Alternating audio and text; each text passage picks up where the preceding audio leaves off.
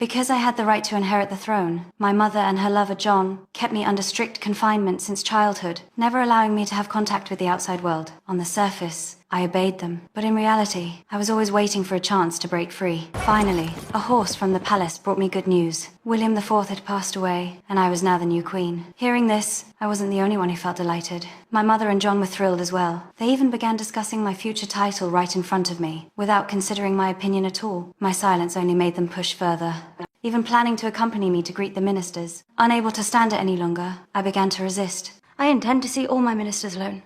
This is not a game!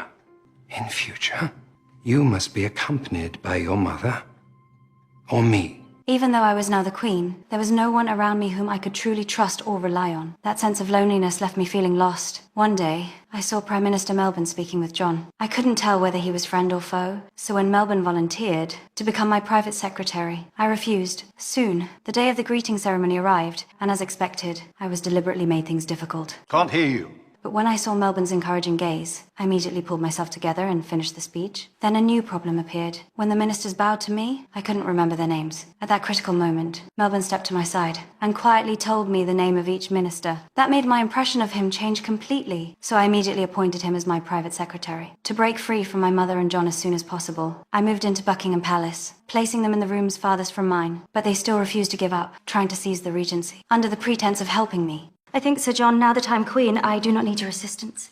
Although I am young and perhaps ignorant, I am my father's daughter, the granddaughter of a king.